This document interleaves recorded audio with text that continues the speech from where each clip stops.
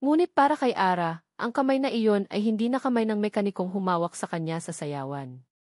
Iyon ay kamay na ng isang kamay ng isang estranghero, kamay ng isang manloloko. Huwag, sabi niya, ang boses niya ay walang emosyon, patag at nakakakilabot. Huwag mo akong hahawakan. Sa kabilang kalsada, nakita ni Marco ang komosyon. Nakita niya si Ara. Ang ngisi sa mukha ni Marco ay lumapad, isang ngisi ng tagumpay, at nagsimula itong tumawid. Ang mundo ni Ara ay umiikot. Sa kanyang kanan, ang lalaking minahal niya na isang kasinungalingan. Sa kanyang kaliwa, ang lalaking kinasusuklaman niya na isang masakit na katotohanan. Parehong mayaman.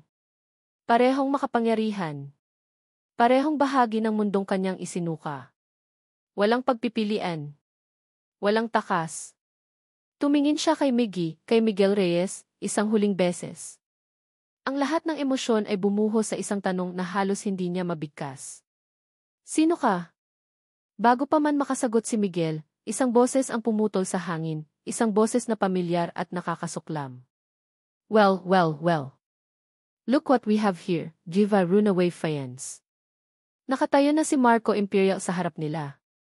Ang mga salita ni Marco Imperial ay parang isang malakas na sampal sa mukha ni Miguel. Jiva Runaway Faience. Napatingin siya kay Ara, na ngayon ay nakatayo sa pagitan nilang dalawa, parang isang usa na naipit sa liwanag ng dalawang paparating na sasakyan. Ang mukha nito ay blanko, isang maskara ng pagkabigla na nagkukubli sa isang bagyo ng mga emosyon sa loob. Faience? Si Ara, ang babaeng simple, ang babaeng nagtatrabaho sa talyer niya, ang babaeng kahahalik lang niya ay fiance ng pinakamalaki niyang kaaway sa negosyo. Ang buong mundo ni Miguel ay gumuho sa isang iglap. Ang kasinungalingan niya ay sinalubong ng isa pang kasinungalingan. Marco, umalis ka, sabi ni Miguel, ang kanyang boses ay mababa at puno ng babala. Humakbang siya para itago si Ara sa kanyang likuran, isang kilos na protektibo at wala sa isip. Ngumisi si Marco. Bakit? Nagsasaya pa lang tayo. Hinahanap ko ang aking mapapangasawa at heto siya, kasama ang isang ano nga ba to? Isang mekaniko. Tumingin si Marco kay Miguel nang may pang-iinsulto. Tila hindi pa nito namumukhaan kung sino siya. Pero hindi na iyon ang mahalaga.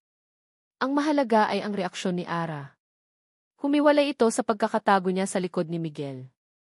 Humarap ito sa kanya, at sa mga mata nito, nakita ni Miguel ang isang bagay na mas masakit pa kaysa sa kahit anong suntok. Isang malamig, kumukulong galit. Laro, sabi ni Ara, ang boses ay nanginginig sa pinipigilang puot. Laro lang ba lahat ng ito? Ara, hindi.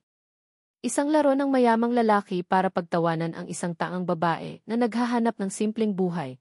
Patuloy nito, ang bawat salita ay isang akusasyon. Ganoon ba, Miguel Reyes? Nakuha mo ba ang gusto mo? Napatunayan mo na ba kung totoo ako o hindi? Ang mga salita nito ay tumama sa kanya ng buong lakas. Narinig pala niya. Narinig niya ang pag-uusap nila ni Alonzo. Hindi ganoon, Ara. Pakinggan mo muna ako, pakiusap ni Miguel, ang kanyang puso ay dinudurog ng sakit na nakikita niya sa mga mata nito. Gusto niyang hawakan ito, yakapin, pero alam niyang ang anumang paglapit niya ngayon ay parang pagbuhos lang ng gasolina sa apoy. Pakinggan ang ano. Ang mga kasinungalingan mo, tumawa si Ara, isang tawang walang kagalakan. Ang galing mo. Ang galing-galing mong umarte. Dapat nanalo ka rin ng Best Actor Award, hindi lang Businessman of the Year. Pinaniwala mo akong lahat. Pinaniwala mo ako na iba ka. Dahil iba ako, git ni Miguel. Ginawa ko to dahil nasaktan na ako dati. Ginawa ko to dahil natakot ako na baka pera ko lang ang habol mo, katulad ng ano, putol ni Ara. Katulad ng lahat ng tao sa mundo ko. Kaya gumawa ka ng sarili mong maruming laro para patunayan na mas mataas ka sa kanila? Tumingin ka sa salamin, Miguel. Pareho lang kayo. Isa ka ring sinungaling. Sinungaling. Ang salitang iyon ay umalingaw sa kanyang tainga. Ang parehong salita na isinumpa niyang hindi na niya muling maririnig. Fiance ka niya, tanong ni Miguel, ang kanyang boses ay halos pabulong na, isang desperadong pagtatangkang ipagtanggol ang sarili, na ibalik ang sisi. Nagsinungaling ka rin. Tumakas ka sa kanya pero hindi mo sinabi sa akin. At ano ang sasabihin ko sa'yo? Nafiansa ko ng isang lalaking katulad mo rin, sagot ni Ara. Hindi ko utang sa'yo ang katotohanan ko, lalo na kung ang buong pagkatao mo ay isang malaking kasinungalingan. Si Marco, na kanina pa nanonood sa gilid na may ngiti sa labi, ay pumalakpak ng dahan-dahan. Bravo! Napakagandang palabas. Pero tapos na ang drama. Ara, halika na. Uwi na tayo. Inilahad ni Marco ang kanyang kamay kay Ara. Tumingin si Ara sa kamay ni Marco pagkatapos ay kay Miguel. Nakita ni Miguel ang pagbagsak ng kanyang mga balikat, ang pagsuko sa kanyang mga mata. Para siyang isang sundalong napapaligiran na at wala ng bala. Pagod na siya. Pagod nang makipaglaban.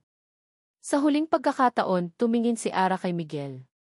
May luha ng kumikislap sa gilid ng kanyang mga mata. Duwag, sabi niya, ang salita ay halos walang tunog, pero mas malakas pa kaysa sa isang sigaw. At isang sinungaling. Pagkatapos, kinuha niya ang isang maliit na wrench mula sa bulsa ng kanyang pantalon, isa sa mga unang gamit na ipinahawak sa kanya ni Miggy na naging palatandaan ng kanyang bagong buhay. Ang piraso ng bakal na iyon ay sumisimbolo sa trabaho, sa pagiging simple at sa pagtitiwalang kanyang ibinigay. Walang pag-aalinlangan, inihagis niya ito. Hindi malakas. Hindi para manakit. Ito ay isang kilos ng pagtatapos. Tumama ang wrench sa dibdib ni Miguel, ang malamig na bakal ay gumawa ng isang mahinang kalansing sa kanyang t-shirt bago ito nahulog sa lupa. Ang tunog na iyon, para kay Miguel, ay kasing lakas ng isang putok ng baril. Tapos na tayo, sabi ni Ara. Ang kanyang boses ay basag na, pero ang kanyang desisyon ay buo. Tumalikod siya, hindi kay Marco, kundi palayo sa kanilang dalawa. Palayo sa dalawang mukha ng kasinungalingan na sumira sa kanya. Nagsimula siyang maglakad pagkatapos ay tumakbo. Walang direksyon. Walang patutunguhan. Ang tanging gusto niya ay makalayo sa lugar na iyon, sa sandaling iyon, sa sakit na dumudurog sa kanyang pagkatao. Ara, sigaw ni Miguel, akmang hahabulin siya. Pero hinarangan siya ni Marco. Saan ka pupunta, mekaniko? Hayaan mo siya. Susunod din yan sa akin, tulad ng laging ginagawa ng mga babaeng tulad niya. Ang pang-insulto sa boses ni Marco, kasama ng sakit na makitang tumatakbo palayo si Ara, ay nagsindi ng isang bagay sa loob ni Miguel. Galit. Isang dalisay at nag-aapoy na galit. Huwag mo siyang isubo sa bibig mo, sabi ni Miguel, ang kanyang mga kamao ay nakakuyom sa kanyang gilid. Ngumisi si Marco. Bakit? Ano nang gagawin mo? Pupukpukin mo ako ng martilyo. Sa sandaling iyon, hindi na siya si Miguel Reyes, Siya si Miggy, ang lalaking nasasaktan, ang lalaking nagkamali, ang lalaking gustong ipagtanggol ang babaeng mahal niya, kahit na sinaktan niya ito. Susuntukin na sana niya si Marco ng isang pamilyar na boses ang pumigil sa lahat. Arabella! Napatigil ang lahat. Nakatayo sa tabi ng kotse ni Marco ang ama ni Ara, si Don Ricardo de la Vega. Ang kanyang mukha ay walang emosyon, ang kanyang mga mata ay kasing lamig ng yelo. Nakatingin ito hindi kay Marco o kay Miguel, kundi sa tumatakbong figura ng kanyang anak. Samantala, sa kanyang pagtakbo, hindi tinitingnan ni Ara ang kanyang dinadaanan. Ang mga luha ay lumalabo sa kanyang paningin. Ang mga tunog ng bayan ay nawala, napalitan ng ugong sa kanyang mga tainga. Ang kanyang balikat ay bumangga sa isang bagay o isang tao nang malakas. Natumba siya. Aray, sabi niya, napaupo sa sementadong daan. Miss, okay ka lang? Nag-angat siya ng tingin at ang kanyang puso ay tila tumigil sa pagtibok. Nakatayo sa harap niya, inaabot ang kamay para tulungan siya, ay si Marco Imperial. Paano? Paano ito nakarating dito ng ganoon kabilis? Hindi. Ang taong nasa harap niya ay si Miguel. Hindi si Marco. Hindi si Miguel. Ang mundo niya ay umiikot. Ang mukha ni Marco at ni Miguel ay naghahalo sa kanyang isipan. Ang totoo, hindi niya namalayan na sa kanyang pagtakbo, umikot lang pala siya at napunta sa kabilang dulo ng kalsada kung saan naghihintay si Marco. Hinawakan ni Marco ang braso niya, tinutulungan siyang tumayo, pero ang pagkakahawak nito ay mahigpit, parang isang posas. Well. Bulong ni Marco, ang kanyang hininga ay amoy mamahaling alak. Look what we have here, Jiva Runaway Faience. Ang parehong mga salita. Pero sa pagkakataong ito, siya ay nasa mga kamay na nito. Wala nang takas. Ang pagkakahawak ni Marco sa braso ni Arabella ay mahigpit at hindi maalis. Ang ngiti sa labi nito ay ang ngiti ng isang mangangasong sa wakas ay nahuli na ang kanyang biktima. Bitawan mo ako, sabi ni Ara, ang kanyang boses ay mahina pero may diin. Sinubukan niyang pumiglas, pero mas lalong humigpit ang hawak ni Marco. Pagkatapos ng lahat ng ginawa kong paghahanap sa'yo. Sa tingin ko hindi, sagot ni Marco, ang kanyang tono ay mapaglaro ngunit may nakatagong panganib. Tapos na ang paglalaro mo ng bahay-bahayan, Ara. Oras na para umuwi. Sa di kalayuan, papalapit si Miguel, ang kanyang mukha ay isang maskara ng galit at pag-aalala. Kasunod niya ang ama ni Ara, na naglalakad ng may otoridad, na para bang pag-aari nito ang buong bayan. Sinabi kong bitawan mo siya, mariing sabi ni Miguel nang makalapit ito. Ang kanyang mga mata ay nakatutok sa kamay ni Marco na nakahawak kay Ara. Tumawa si Marco, isang tawang puno ng pang-aasar. At sino ka para utusan ako? Ah, nga pala. Ikaw si Ging Reyes ng Reyes Automotive. Nakita kita sa Tsihi, hindi ko akalain na ang isang Tsihi ay mag-aabalang maglaro ng mekaniko sa isang bayang tulad nito. Anong klaseng laro yan, Reyes? Slumming it para makahanap ng kaunting excitement. Ang mga salita ni Marco ay parang asin na ibinubudbod sa sariwang sugat ni Ara. Muli, ipinapaalala sa kanya ang kasinungalingan. Hindi mo negosyo yon, sagot ni Miguel, ang kanyang panga ay nagtiim. Ang negosyo ko ay ang babaeng sinasaktan mo. Sinasaktan, muling tumawa si Marco. Pinoprotektahan ko lang ang pag-aari ko. Ang aking fiance. Hindi ako pag-aari ni Numan, sa wakas ay sumigaw si Ara, ang kanyang boses ay puno ng sakit at pagod. Ang kanyang pagsigaw ay tila nagbigay ng hudyat. Nakarating na ang kanyang ama. Tumayo ito sa tabi ni Marco, ang kanyang tingin ay nakapako kay Ara, malamig at mapanghusga. Arabella, sabi ni Don Ricardo, ang kanyang boses ay kalmado ngunit may bigat na parang bakal. Sumama ka na kay Marco. Uwi na tayo. Itigil mo na ang kahihiyang ito. Kahihiyan, hindi makapaniwalang tanong ni Ara. Tumakas ako sa isang kasal na hindi ko gusto at iyon ang kahihiyan. Pero ang ipagkasundo ako na parang isang produkto, hindi iyon nakakahiya. Huminga ng malalim si Don Ricardo. Ang kasal na ito ay para sa ikabubuti ng pamilya. Para sa ikabubuti ng kumpanya. Laging para sa kumpanya, bulong ni Ara, isang mapait na ngiti ang sumilay sa kanyang mga labi. Tama na yan, sabi ni Marco, hinihila si Ara papalapit sa kanya. Halika na. Muling humakbang si Miguel. Hindi siya sasama sayo. Doon, tumingin si Marco kay Miguel, pagkatapos ay kay Ara, na nakatingin kay Miguel na may halong galit at isang bakas ng ano iyon. Pagsisisi. Pag-asa. Isang ideya ang biglang pumasok sa isip ni Marco. Isang masama, makamandag na ideya. Isang huling alas na kanyang ilalabas para tuluyang wasakin ang lahat. Alam mo, nakakatawa, hindi ba, Ara? Sabi ni Marco, ang kanyang boses ay naging malambing na parang sa isang ahas. Ang buong sitwasyong ito. Ang kapalaran. Tumatakbo ka palayo sa akin, sa isang kasunduan na magdudugtong sa ating mga kumpanya, para lang mapunta sa mga kamay ng pinakamalaki kong kalaban sa negosyo. Nangunot ang noo ni Ara. Anong-anong ibig mong sabihin? Ngumiti si Marco, isang ngiting nagpapahayag ng purong kasamaan. Itinuro niya si Miguel. Ang mekanikong ito. Ang sisi na ito. Ang lalaking pinagtataguan mo sa loob ng ilang linggo. Siya si Miguel Reyes. Ang taong sinusubukan kong pabagsakin sa loob ng isang taon na. Ang may-ari ng Reyes Automotive ang kumpanyang sinusubukan kong ay hostile takeover. Isang nakabibinging katahimikan ang bumalot sa kanilang apat. Ang mga salita ni Marco ay dahan-dahang pumasok sa isipan ni Ara, bawat isa ay parang isang patak ng lason. Hostile. Takeover. Kalaban. Ang lalaking minahal niya ay mortal na kaaway ng lalaking kinasusuklaman niya. Napatingin siya kay Miguel. Sa pagkakataong ito, hindi na galit ang nakita niya, kundi purong pagkagulat at pagkabigla. Malinaw na hindi rin ito alam ang koneksyong ito. Hindi nito alam na siya, si Ara de la Vega, ay fiancé ng kanyang karibal. Biglang nagkaroon ng saysay ang lahat sa isang nakakakilabot na paraan. Ang pagtawag ni Alonzo kay Miguel. Ang mga salitang key hostile takeover at the imperial na narinig niya. Hindi lang siya biktima ng isang kasinungalingan sa pag-ibig. Siya ay isang kawal. Isang walang malay na piyesa sa isang malaking laro ng chess sa pagitan ng dalawang makapangyarihang lalaki. Ang kanyang pagtakas ay hindi nagbigay sa kanya ng kalayaan, inilagay lang siya nito sa kabilang panig ng chessboard. Para siyang nalulunod. Ang hangin ay tila ninakaw mula sa kanyang mga baga. Ang lupa sa ilalim ng kanyang mga paa ay tila gumuho.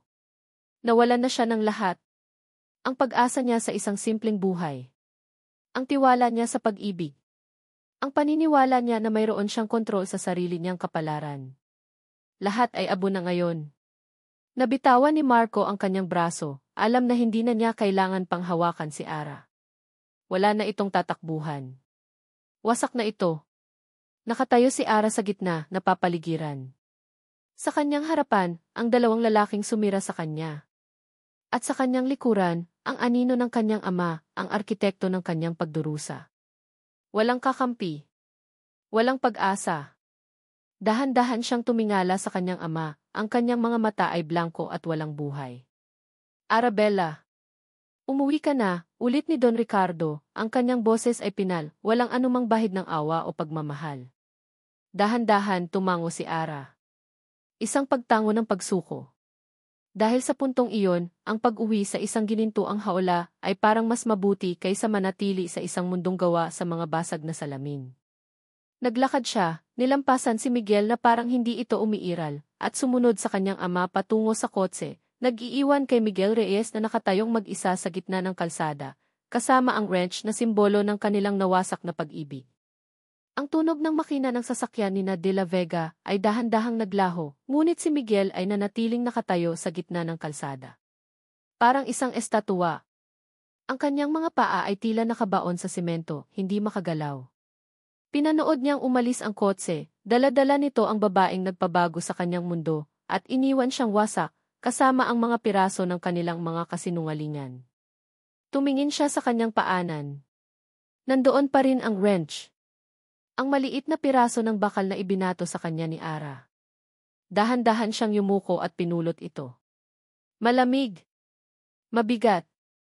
Kasing bigat ng pagsisisi na ngayon ay dumadagan sa kanyang dibdib. Duwag. Sinungaling. Ang mga salita ni Ara ay umuulit-ulit sa kanyang isipan, isang walang katapusang parusa. Tama siya. Sa lahat ng bagay, tama siya. Nagtago siya sa likod ng isang kasinungalingan para protektahan ang kanyang sarili, pero sa huli, ang kasinungalingan ding iyon ang sumira sa kanila.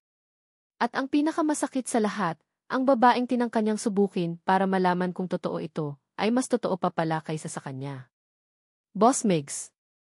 Okay ka lang? Isang boses ang pumutol sa kanyang pag-iisip. Si Mang Cardo, isa sa mga tricycle driver na madalas niyang ayusin ang motor. Nakatayo ito sa gilid, kasama ang iba pang mga tagabayan na nakasaksi sa buong eksena. Ang kanilang mga mukha ay puno ng pag-aalala at pagtataka. Tumingin si Miguel sa kanilang lahat. Ang mga taong ito na naging pamilya niya sa loob ng ilang buwan. Ang mga taong ito na niloko rin niya. Walang salitang lumabas sa kanyang bibig. Tumalikod siya at naglakad pabalik sa talyer. Ang wrench ay mahigpit na hawak sa kanyang kamay. Pagpasok niya sa garahe, ang amoy ng langis at bakal na dati nagbibigay sa kanya ng kapayapaan ay tila sumasakal na sa kanya ngayon. Bawat sulok ng lugar ay may alaala ni Ara. Ang mesang pinupunasan niya. Ang upuang kinaupuan niya. Ang sahig na winalisan niya suot ang kanyang mamahaling bestida. Napaupo siya sa isang lumang gulong, ang kanyang mga siko ay nakapatong sa kanyang mga tuhod, at ang kanyang mukha ay nakasubsob sa kanyang mga palad. Doon, sa katahimikan ng kanyang peking mundo, hinarap niya ang kanyang sarili. Ang sisi na takot masaktan. Ang lalaking duwag. Ngunit sa gitna ng pagsisisi, isang bagong damdamin ang nagsimulang mabuo. Hindi ito ang galit na naramdaman niya kanina para kay Marco. Ito ay isang bagay na mas malalim, mas matatag. Determinasyon. Tumayo siya. Kinuha niya ang kanyang lumang telepono at tinawagan si Alonzo. Alonzo, sabi niya, ang kanyang boses ay kalmado na, ngunit may bagong bigat. Magpatawag ka ng emergency board meeting. Bukas ng umaga. At gusto kong imbitahan mo sina Don Ricardo de la Vega at Marco Imperial. Sabihin mo tungkol ito sa hostile takeover bid. Miguel, anong nangyari? Nahanap mo na ba? Gawin mo na lang ang sinabi ko, putol ni Miguel. At kailangan ko ng lahat ng impormasyon na mahahanap mo tungkol sa mga transaksyon sa pagitan ng Imperial Holdings at De La Vega Corp. Bawat kontrata. Bawat deal. Kahit ang pinakamaliit. Gusto kong makita kung may anumang irregularidad. Masusunod, sir, sagot ni Alonzo, nararamdaman ang pagbabago sa tono ng kanyang amo. Pagkatapos ng tawag, pumasok si Miguel sa kanyang totoong buhay. Umalis siya ng San Ildefonso ng gabing iyon, dala ang kanyang pickup truck. Hindi na siya si Miggy ang mekaniko. Siya na si Miguel Reyes, ang sihi, at mayroon siyang gerang kailangang harapin. Ang unang hinto niya ay hindi ang kanyang mansyon sa Manila, kundi ang Paraiso Inn. Kinausap niya si Aling Nena, binayaran ang lahat ng utang ni Ara, at kinuha ang ilang gamit na naiwan nito. Isang lumang t-shirt, isang pares ng pantalon, at isang librong hindi pa tapos basahin. Inilagay niya ang mga ito sa upuan ng kanyang sasakyan. Ang mga simpleng bagay na ito ay ang tanging natitirang pisikal na katibayan ng kanilang nawalang mundo. Sinubukan niyang tawagan ang numero ng cellphone na ibinigay sa kanya ni Ara para sa emergency, isang lumang numero na ginagamit nito dati. Ngunit tulad ng inaasahan, hindi ito sumasagot. Kinabukasan, sa loob ng nagielong conference room ng Reyes Automotive Group, si Miguel Reyes ay ibang tao na. Ang kanyang suot na suit ay perpekto. Ang kanyang buhok ay maayos na nakasuklay. Ang kanyang mga mata ay matalas at nakapokus. Hinarap niya ang kanyang board, ang kanyang mga pinagkakatiwalaang tenyente sa gyera. Ginoo at ginang, simula niya. Sa loob ng isang taon, ang Imperial Holdings ay sinusubukang kunin ang ating kumpanya sa pamamagitan ng lakas at panlilinlang. Ngayon, ilalabas nila ang kanilang huling atake sa tulong ng De La Vega Corporation. Ipinakita niya sa screen ang mga chart, mga numero, mga projections. Hindi natin sila lalabanan gamit ang kanilang mga maruruming taktika, patuloy niya. Lalabanan natin sila gamit ang katotohanan. Gamit ang ating integridad. At gagamitin natin ang kanilang sariling kasakiman laban sa kanila. Nagtrabaho sila buong araw at gabi. Si Miguel, na tila hindi napapagod, ay sinusuri ang bawat dokumento, bawat numero. Hindi lang ito para sa kumpanya. Ito ay para kay Ara. Ito ang tanging paraan na alam niya para ipakita dito na hindi siya katulad ni Marco. Na kahit sa mundo ng negosyo, mayroon pa ring tama at mali. Kinagabihan, habang nakaupo siya sa kanyang opisina, napapaligiran ng mga folder, isang tawag ang pumasok sa kanyang pribadong linya. Si Alonzo. Sir, sabi ni Alonzo, ang kanyang boses ay maihalong pag-aalala at pagkasabik. May nahanap ako. Ano iyon? Hindi lang ito basta irregularidad, sir. Isang malaking pandaraya. Si Marco Imperial niloloko niya si Don Ricardo de la Vega. Sa mga kontrata nila, may mga hidden clauses, mga overpriced na materyales sinisipsip niya ang pera ng De La Vega Corp nang hindi nila namamalayan. Napahawak si Miguel sa kanyang mesa. Ito na. Ang bala na kailangan niya. Pero may problema, sir, dagdag ni Alonzo. Ano? Ang ebidensya napakalinaw nito. Kung ilalabas natin ito, babagsak si Imperial. Pero dahil kasabwat sa kontrata si Don Ricardo, maaari din itong magpabagsak hindi lang kay Imperial, kundi pati na rin sa papa ni Maam Ara. Natahimik si Miguel. Nasa kanyang mga kamay ngayon ang armas na maaaring magwasak sa kanyang kaaway. Ngunit ang parehong armas ay maaaring tuluyang sumira sa pamilya ng babaeng mahal niya. Nasa sangandaan siya. Isang desisyon na susubok hindi lang sa kanyang talino bilang kundi sa kanyang puso bilang isang tao. Ang conference room ng De La Vega Corporation ay malamig at tahimik. Nakaupo si Arabella sa tabi ng kanyang ama, sa tapat ni Marco Imperial. Sa loob ng 2 araw mula nang bumalik siya mula sa San Ildefonso, naramdaman niyang para siyang multo sa sarili niyang bahay. Hindi siya nagsasalita. Hindi siya kumakain. Ang tanging ginawa niya ay ang tumitig sa kawalan, habang ang mga alaala, ang mga masasaya at ang mga masasakit, ay paulit-ulit na naglalaro sa kanyang isipan. Ngayon, narito siya, isang palamuti sa isang business meeting. Isang simbolo ng pagsasanib puwersa ng De La Vega at Imperial. Ang proposal na ito ay magpapatatag sa ating parehong kumpanya, sabi ni Marco, ang kanyang boses ay puno ng kumpiyansa. Itinuturo niya ang isang presentasyon sa malaking screen. Ang pagsasanib ng De La Vega at Imperial ay lilikha ng isang higanteng hindi matitinag sa industriya. Napatingin si Ara sa kanyang ama. Si Don Ricardo ay nakikinig ng mabuti, tumatango paminsan-minsan. Walang bakas sa mukha nito na ang anak nito ay nawasak at namamatay sa loob. Biglang bumukas ang pinto ng conference room. Isang sekretarya ang pumasok, ang mukha ay nag-aalala. "Sir, paumanhin po sa abala," sabi nito kay Don Ricardo. Pero may isang bisita po na nagpupumilit na pumasok. Sinabi po niyang emergency meeting ito na ipinatawag niya. Kumunot ang noo ni Don Ricardo. "Sino?" Hindi na kailangang sumagot ng sekretarya. Mula sa likod nito, pumasok si Miguel Reyes. Miguel Miggy Reyes. Huminto ang pag-ikot ng mundo sa loob ng silid nang pumasok si Miguel. Ang lahat ng mga mata ay napunta sa kanya. Nakita niya ang pagkagulat sa mukha ni Don Ricardo, ang namumuong galit sa mukha ni Marco, at higit sa lahat, ang blangkong ekspresyon sa mukha ni Ara. Ang mga mata nito ay walang buhay, at iyon ang pinakamasakit sa lahat. "Reyes," sabi ni Marco, tumatayo. "Anong ginagawa mo dito? Ito ay isang pribadong pagpupulong." "Hindi na ngayon," sagot ni Miguel, ang kanyang boses ay kalmado at may otoridad.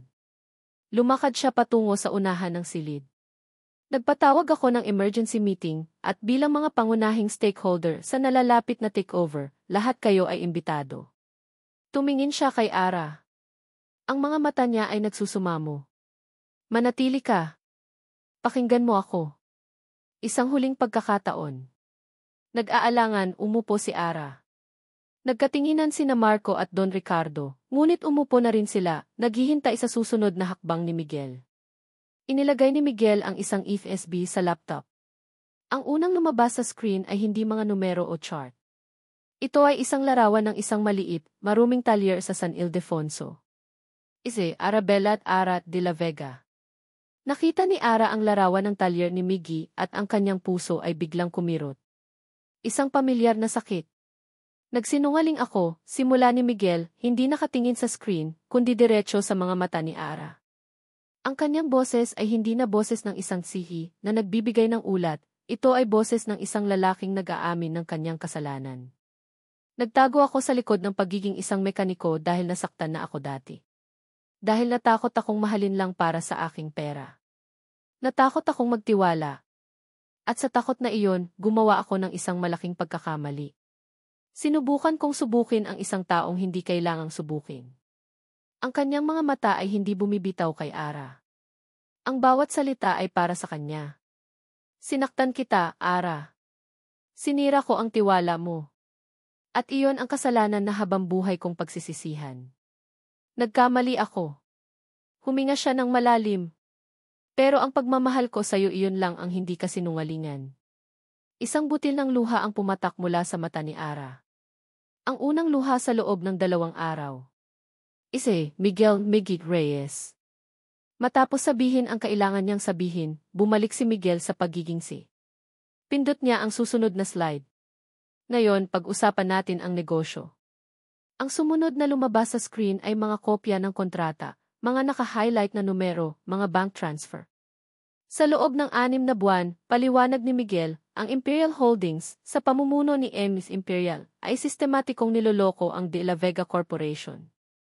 Nagbago ang ekspresyon ni Don Ricardo. Nanlaki ang mga mata ni Marco. Overpriced na materyales, mga hidden fees, mga kickback na napupunta sa mga offshore accounts, patuloy ni Miguel, bawat salita ay isang bala. "If De La Vega, akala ninyo ay isang kaalyansa ang inyong kaharap. Ang totoo, isa siyang parasito na dahan-dahang sumisipsip sa dugo ng inyong kumpanya." "Kasinungalingan," sigaw ni Marco, tumatayo. "Gawa-gawa mo lang yan para sirain ang aming partnership." "Talaga ba?" tanong ni Miguel. Pinindot niya ang huling slide. Isang recording. Ang boses ni Marco ang umalinggaw sa silid, isang pag-uusap na lihim na na-record ng isang empleyado nito na naging whistleblower. Madali lang lokohin ang matandang De La Vega. Masyado siyang nagtitiwala. Pagkatapos nating makuha ang Reyes Automotive, ang kumpanya niya na ang isusunod natin. Katahimikan. Isang nakabibinging katahimikan. Si Don Ricardo ay napasandal sa kanyang upuan, ang kanyang mukha ay namumutla, ang kanyang paghinga ay mabigat. Napatitig siya kay Marco na parabang ngayon lang niya ito nakita. Si Marco, sa kabilang banda, ay hindi makapagsalita. Nahuli siya. Wasak. Mayroon akong sapat na ebidensya para sampahan ka ng kasong pandaraya, Marco, sabi ni Miguel. At para masigurong hindi ka na muling makakapanloko ng kahit sino. Sa gitna ng kaguluhan, tumayo si Marco. Ang kanyang pagkatalo ay naging desperasyon. Lumapit siya kay Ara at hinawakan ito sa braso. Ara, halika na. Huwag mo siyang pakinggan. Tayo ang magkakampi dito. Napatingin ang lahat kay Ara. Ito ang sandali ng kanyang pagpapasya. Huminga siya ng malalim. Ang babaeng pumasok sa silid na iyon kanina ay isang multo. Ngunit ang babaeng nakaupo ngayon, matapos marinig ang lahat, ay ibang-iba na. Dahan-dahan niyang inalis ang kamay ni Marco sa kanyang braso. Ang kilos ay simple, ngunit puno ng kapangyarihan. Tapos na ako sa mga kasinungalingan mo, Marco, sabi niya, ang kanyang boses ay kalmado at matatag. At pagkatapos, tumayo siya. Naglakad siya palayo kay Marco, palayo sa kanyang ama, at tumayo sa tabi ni Miguel. Hindi ito isang kilos ng pag-ibig o pagpapatawad. Hindi pa. Ito ay isang kilos ng pagpili. Pinili niya ang masakit na katotohanan kaysa sa komportableng kasinungalingan. Pinili niya ang lalaking umamin sa kanyang pagkakamali kaysa sa lalaking nagtago sa likod ng mga ito. Nang makita ni Don Ricardo ang pagpili ng kanyang anak, ang kanyang pagkagulat ay napalitan ng isang malamig na galit. Tumingin siya kay Ara, ang kanyang mga mata ay nanlilisik. Kung siya ang pipiliin mo, sabi ni Don Ricardo, ang bawat salita ay isang banta, wala ka ng pamilya. Wala ka ng pamilya. Ang mga salita ni Don Ricardo ay parang isang pinal na hatol, isang pader na tuluyang isinara sa pagitan nila. Ngunit sa halip na makaramdam ng takot o kalungkutan, isang kakaibang kapayapaan ang naramdaman ni Arabella. Pagkatapos ng kaguluhan, umalis si Marco na walang imik, ang kanyang mukha ay isang maskara ng pagkatalo. Naiwan sa silid ang tatlo sa kanila, siya, ang kanyang ama, at si Miguel. Tumingin si Miguel sa kanya, ang mga mata ay puno ng pag-asa at pag-aalala. Ara, di. Umiling si Ara ng marahan. Kailangan ko ng espasyo, Miguel, sabi niya, ang kanyang boses ay mahinahon. Kailangan kong huminga. Tumango si Miguel, isang malungkot na pag-unawa ang nasa kanyang mukha. Naiintindihan ko. Maghihintay ako. Hindi niya sinundan si Ara nang lumabas ito ng conference room. At para kay Ara, ang pagrespeto na iyon sa kanyang desisyon ay mas mahalaga kaysa sa kahit anong pakiusap o pangako. Naglakad siya sa mahabang koridor ng kumpanya ng kanyang ama, isang lugar na dati kinatatakutan niya. Ngayon, para na lang itong isang museo ng isang buhay na hindi na niya gustong balikan. Dumiretso siya sa opisina ng kanyang ama at hinintay ito roon. Pagpasok ni Don Ricardo, ang mukha nito ay matigas pa rin. Ano pa ang gusto mo, Arabella? Tanong nito. Hindi pa ba sapat ang kahihiyang ibinigay mo sa akin? Tumingin si Ara sa kanyang ama, hindi na bilang isang anak na takot, kundi bilang isang babaeng nakakakita ng malinaw. Nakita niya ang isang matandang lalaki na nakakulong sa sarili nitong mga ambisyon, na ang tanging sukatan ng halaga ay pera at kapangyarihan. Hindi ako humihingi ng kahit ano, Papa, sagot ni Ara. Nandito ako para magpaalam. Magpaalam? Saan ka pupunta? Sa mekanikong iyon, may pang-iinsulto sa boses nito. Hindi ko pa alam kung saan ako pupunta, pag-amin ni Ara. At hindi pa ito tungkol kay Miguel. Ito ay tungkol sa akin. Sa buong buhay ko, sinunod ko ang gusto ninyo. Nag-aral ako ng kursong gusto ninyo. Pumunta ako sa mga party na gusto ninyo. Pumayag ako sa isang kasal na gusto ninyo. Para saan? Para sa kumpanya?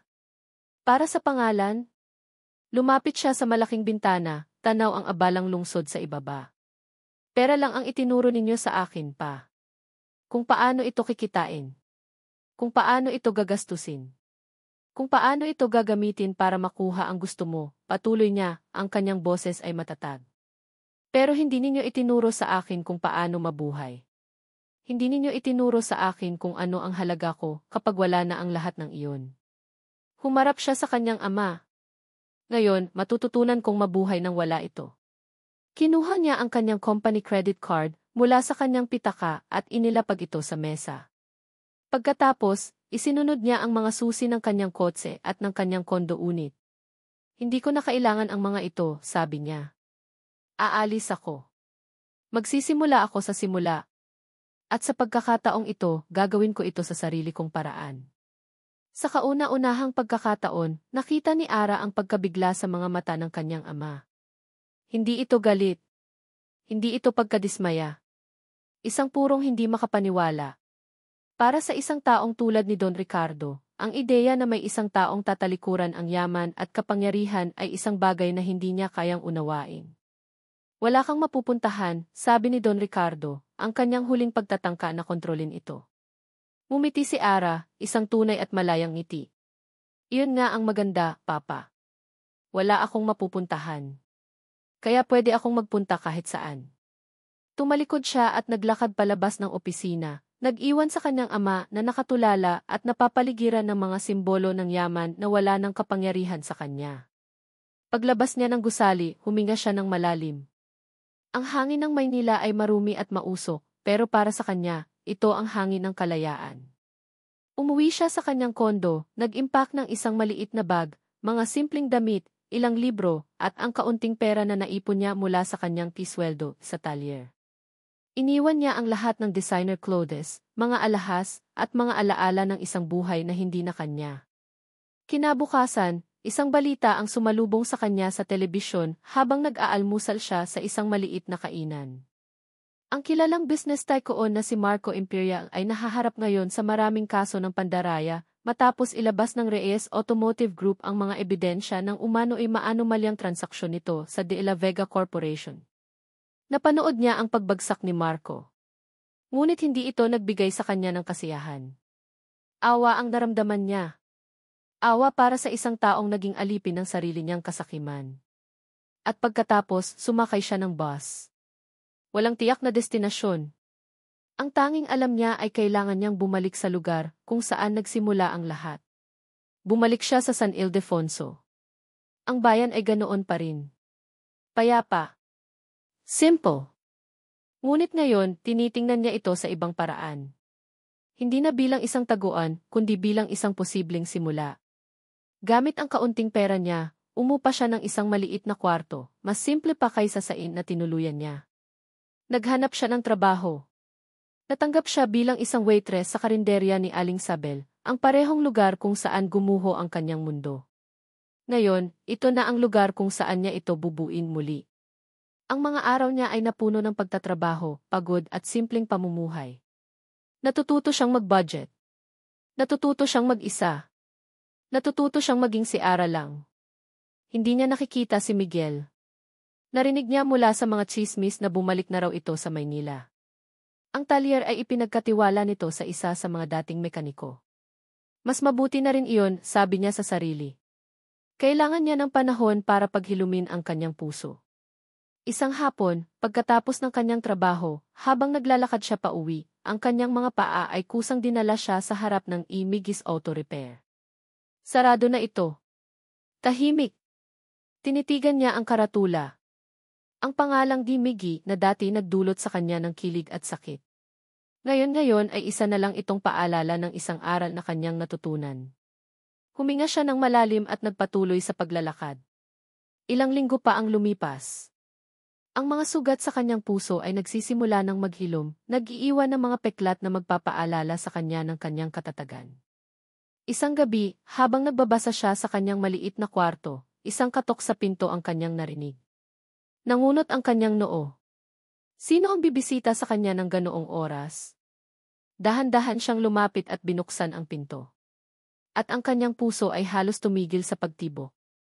Nakatayo sa labas si Miguel. Hindi nakasuot ng mamahaling suit ng isang si. Hindi rin nakasuot ng maruming damit ng isang mekaniko. Nakasuot lang siya ng simpleng polo shirt at pantalon.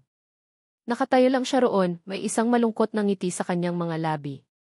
Nakatayo si Miguel sa labas ng kanyang pinto, at sa isang iglap, bumalik ang lahat. Ang kilig, ang sakit, ang galit, ang pag-asa.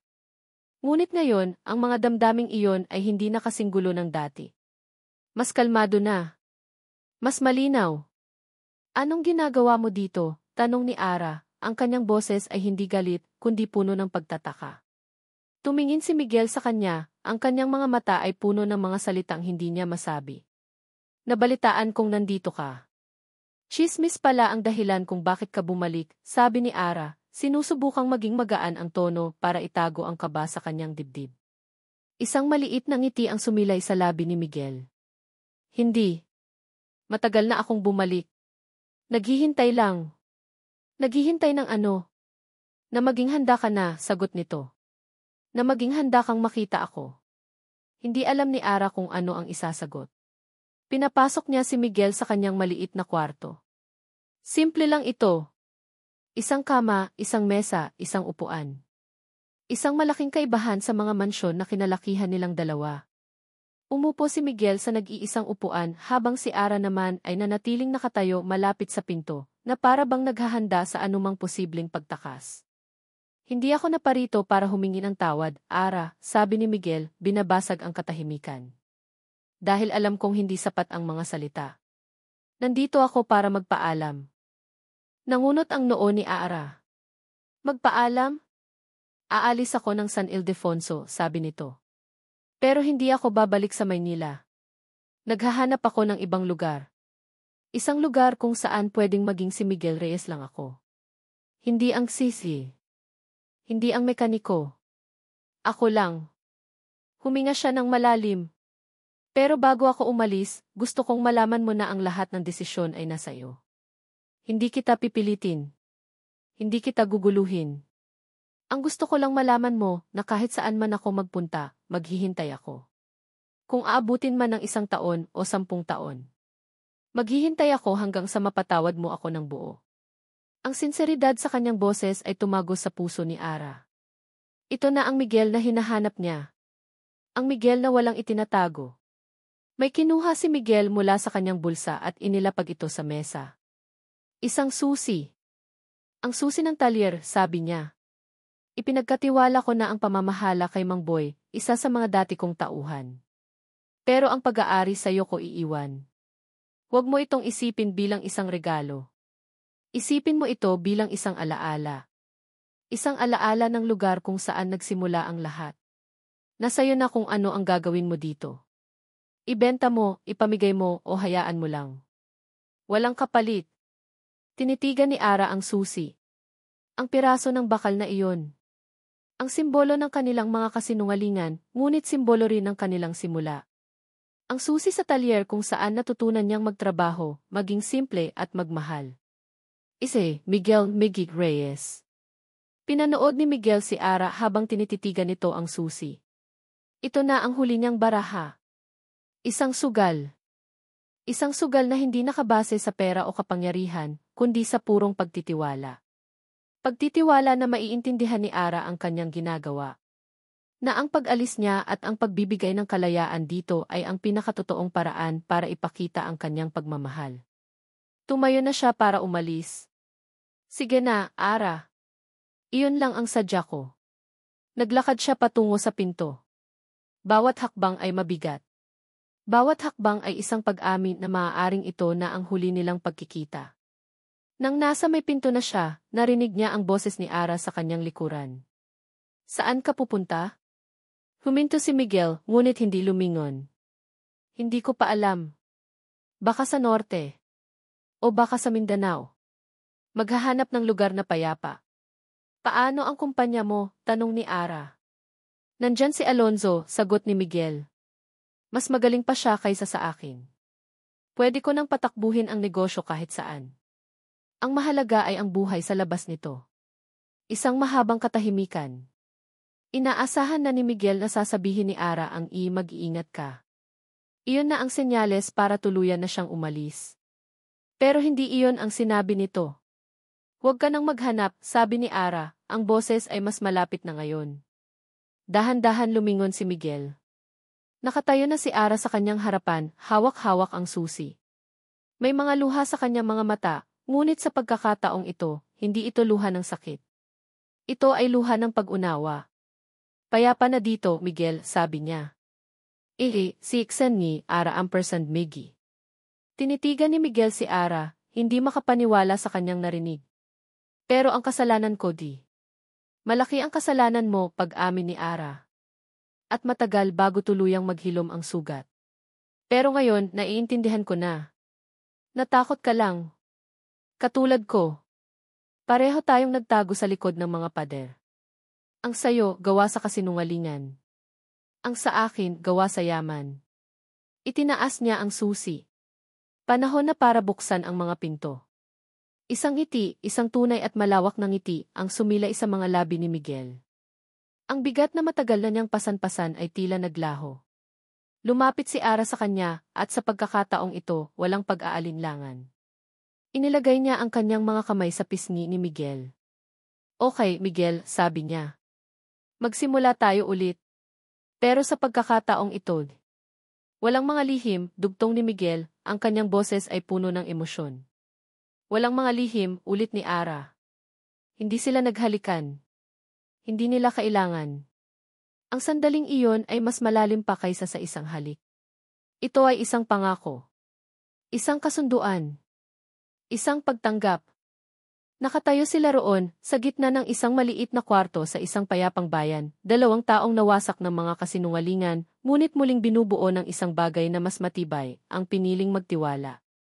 Ang kanilang kwento ay hindi natapos sa isang marangyang kasal o isang happily ever after. Ito ay nagsimula. Ang tunay na simula. Maaari bang ang isang pag-ibig na nagsimula sa kasinungalingan ay magkaroon ng isang tapat na pangwakas? Marahil, kung ang dalawang puso ay handang aminin ang kanilang mga pagkakamali, matutong magpatawad, at sa wakas, ay piliing magtiwala muli. At dito nagtatapos ang kwento ni Ara at Miguel, sa isang simula na binuo, hindi sa perpektong sitwasyon, kundi sa isang matapang na desisyon. Hanggang sa muli, mga minamahal naming tagapakinig. Mula sa aming munting sulok, nais naming ipaabot ang aming taos-pusong pasasalamat sa inyong walang sawang pagsubaybay sa bawat kabanata ng Pusong Pinagtago. Ang pagsulat sa kwentong ito ay isang paglalakbay din para sa amin. Isang paglalakbay sa mga takot na nagkukubli sa ating mga puso, sa mga pader na ating itinatayo, at sa mga maskarang ating isinusuot. Naging paalala ito na ang bawat isa sa atin, mayaman man o mahirap, ay may mga sugat na itinatago at isang pusong naghahangad ng tunay na pagmamahal. Sana, sa kwento ni Ara at Miguel, naramdaman ninyo ang init ng pag-asa. Na ang tunay na pag-ibig ay hindi tungkol sa paghahanap ng isang taong perpekto, kundi sa pagtanggap sa isang taong hindi perpekto. Ito ay tungkol sa tapang na maging totoo, sa lakas na umamin sa pagkakamali, at sa biyaya ng pagpapatawad. Ang pinakamalaking kasinungalingan ay hindi ang mga salitang binibitawan natin sa iba, kundi ang mga kasinungalingang sinasabi natin sa ating mga sarili. At ang pinakamatamis na katotohanan ay ang kalayaang dulot ng pagiging tapat. Kung may isang aral na iniwan sa inyo ang kwentong ito, o kung may isang eksena na tumatak sa inyong puso, huwag po kayong mag-atubiling ibahagi ito sa comment section sa ibaba. Ang inyong mga salita ay nagbibigay buhay at inspirasyon sa aming mga manunulat. Muli, maraming salamat. Hanggang sa susunod na kwento ng pag-ibig, pag-asa, at paglalakbay ng puso. Bumukas ang bintana ng mamahaling sasakyan at walang pag-aalinlangang inihagis ni Arabella ang kanyang cellphone sa rumaragasang dilim. Isang mabilis na arko ng liwanag at pagkatapos ay wala na. Nilamon na ito ng gabi at nang walang tigil na buhos ng ulan. Tapos na. Iyon ang tanging salitang umalinggaw sa isip ni Ara habang muli niyang itinuon ang mga mata sa basang kalsada. Humigpit ang pagkakahawak niya sa manibela, ang mga daliri niyang pininturahan ng mamahaling nail polish ay namumuti sa diin. Bawat patak ng ulan na humahampas sa windshield ay parang sigaw.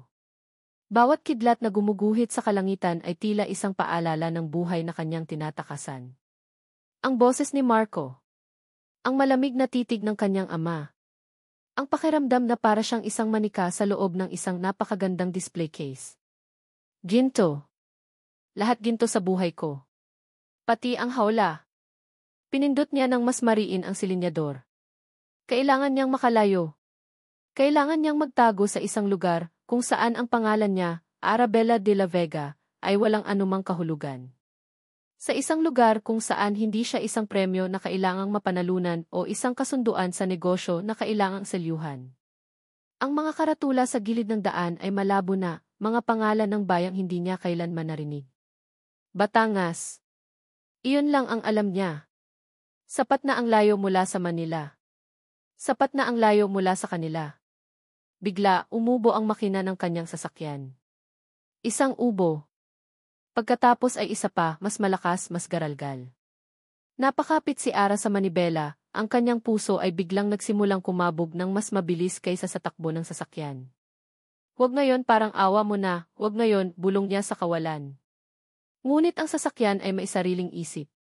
Bumagal ang takbo nito, ang malakas na ugong ng makina ay naging isang mahinang pag-ungol hanggang sa tuluyan na itong namatay. Isang nakabibinging katahimikan ang pumalit, binasag lamang ng walang katapusang pagpatak ng ulan sa bubong ng sasakyan. Nasa gitna siya ng kawalan. Madilim na kalsada, magkabilang gilid ay mga puno na nagsasayawan sa hangin. Walang ilaw, walang bahay, walang senyales ng anumang sibilisasyon. Sinubukan niyang paandarin muli ang sasakyan. Walang nangyari. Sinubukan niya ulit. At ulit. Wala. Isang makapal na usok ang nagsimulang lumabas mula sa ilalim ng hood. Napahampas si Ara sa manibela. Hindi. Hindi maaari. Ang simbolo ng kanyang kalayaan, ang sasakyang maglalayo sa kanya, ay siya na ngayong kanyang bagong kulungan. Napasandal siya sa kanyang upuan, ang desperasyon ay nagsimulang gumapang sa kanyang sistema, mas malamig kaysa sa hanging nagmumula sa aircon. Wala siyang cellphone. Wala siyang paraan para tumawag ng tulong. Ilang minuto ang lumipas. O baka oras. Hindi na niya alam. Ang tanging alam niya ay ang takot. Takot na baka may huminto. Takot na baka walang huminto. At pagkatapos, isang liwanag. Dalawang bilog na ilaw ang dahan-dahang lumalapit mula sa kanyang likuran. Isang mabagal, gumedyuwang na sasakyan. Nanlaki ang mga mata ni Ara. Pag-asa. At isa na namang klase ng takot. Huminto ang sasakyan sa kanyang likuran. Hindi ito Coach. Mas malaki ito, mas matangkad. Isang tow truck. Lumana at may mga kalawang sa gilid, isang malaking kaibahan sa kanyang makintab at bagong-bagong European car. Bumukas ang pinto sa gilid ng driver at isang lalaki ang bumaba. Payat ito pero matikas ang tindig, nakasuot lang ng puting sando na bahagyang basa na rin ng ambon at kupas na pantalon. Madilim ang gabi, pero sa liwanag ng mga headlight, nakita ni Ara ang kanyang mukha. Seryoso. May bahagyang gusot sa pagitan ng kanyang mga kilay. Hindi ito ang mukhang inaasahan mong mag-aalok ng tulong. Ito ang mukhang nagsasabing isa kang abala. Dahan-dahan itong lumapit sa bintana niya. Kumatok ito. Nag-alinlangan si Ara bago niya bahagyang ibinaba ang salamin ng bintana. Anong problema, miss? Tanong ng lalaki. Ang boses niya ay magaspang, hindi malakas pero malinaw sa kabila ng ulan. Nasiraan ako, sagot ni Ara, sinisikap na panatilihing matatag ang kanyang boses, na parang hindi siya natatakot at nawawala. Umuusok. Sumilip ang lalaki sa harap ng kotse. Tumango ito, walang emosyon. Mukhang overheat. Huwag mo nang subukang paandarin. Alam ko, mabilis na sagot ni Ara, bahagyang nainsulto sa tono nito. Kailangan ko ng tulong. Kailangan kong makarating sa isang hotel o kahit saan. Tinitigan siya ng lalaki. Isang mahabang, mapanuring titig na parabang sinusukat nito ang kanyang pagkatao. Tumingin ito sa kanyang damit, sa loob ng kanyang magarang kotse, at pagkatapos ay bumalik sa kanyang mga mata.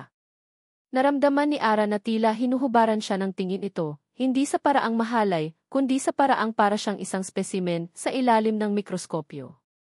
Walang hotel dito, sabi nito sa wakas. Ang pinakamalapit na bayan ay San Ildefonso. May maliit na inn doon. Kung ganon, doon mo ako dalhin, utos ni Ara, ang kanyang pagiging de la Vega ay biglang lumabas.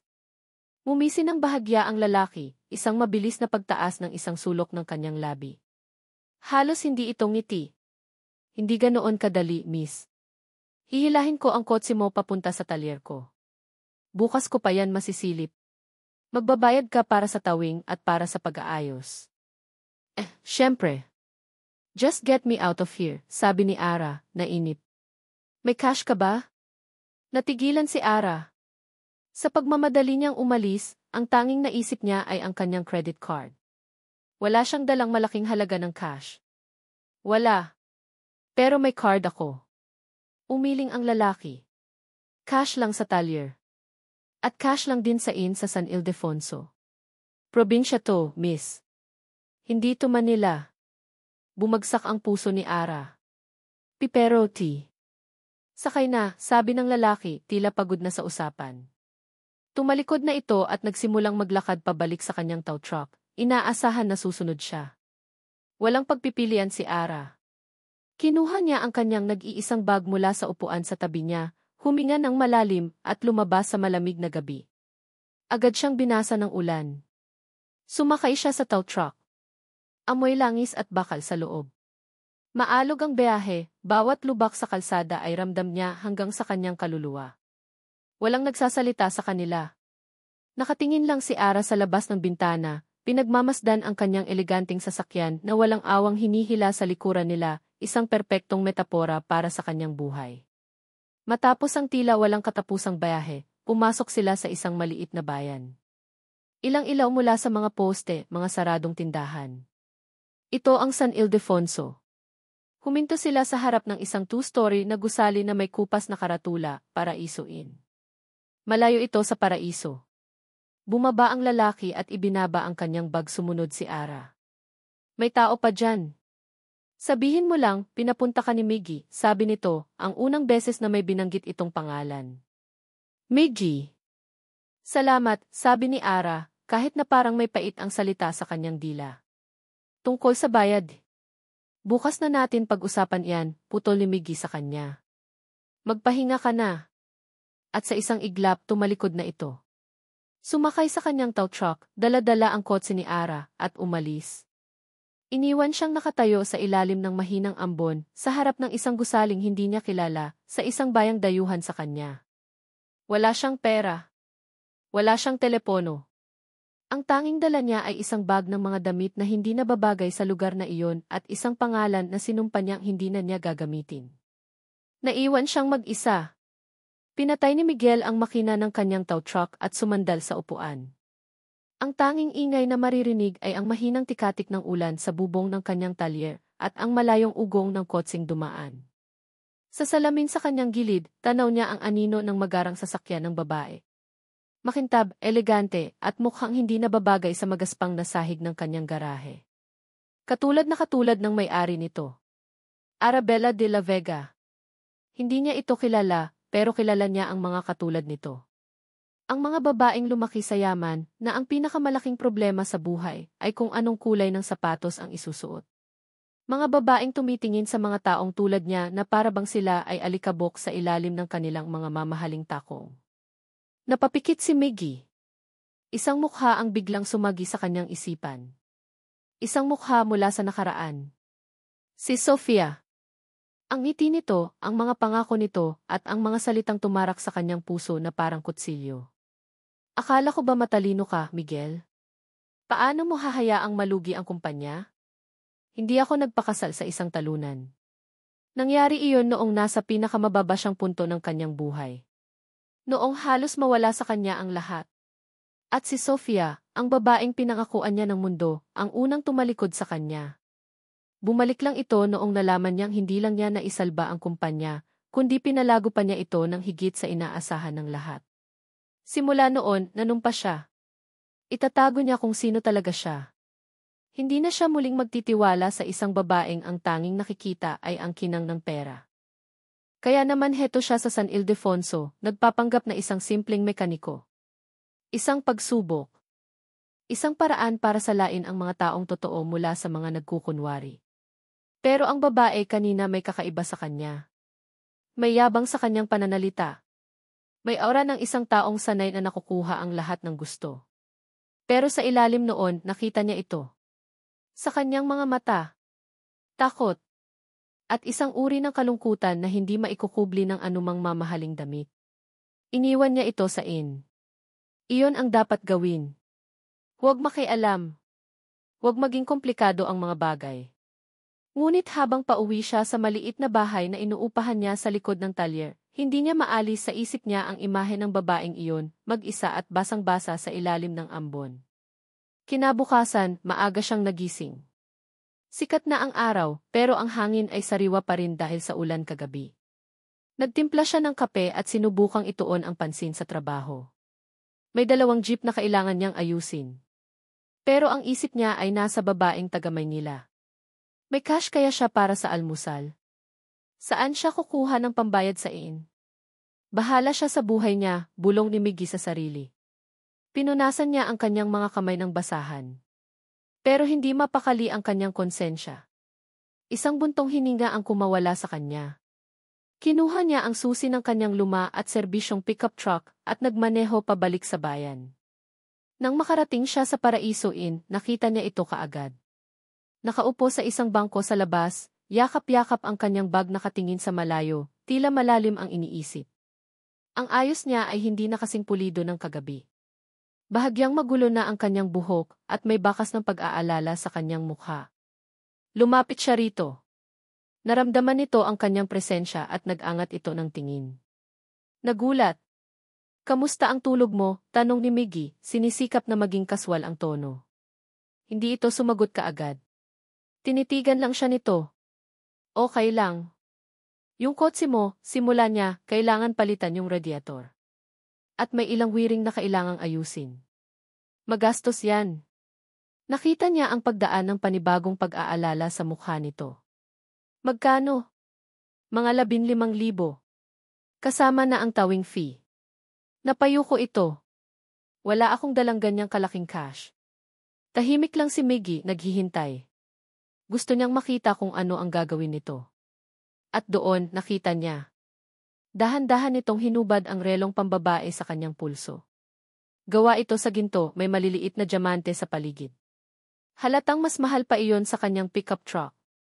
Pwede bang ito muna, alok nito, ang boses ay mahina na. Iniabot nito ang relo kay Aling Nena, ang may-ari ng inn, nakadarating lang para magbukas ng kanyang maliit na tindahan sa tabi. Pambayad sa kwarto ko. At pambili na rin ng kahit anong pagkain. Napatiimbagang si Miggy. Hinuhubad nito ang kanyang yaman, piraso-piraso, para lang mabuhay. May kung anong kumirot sa kanyang dibdib.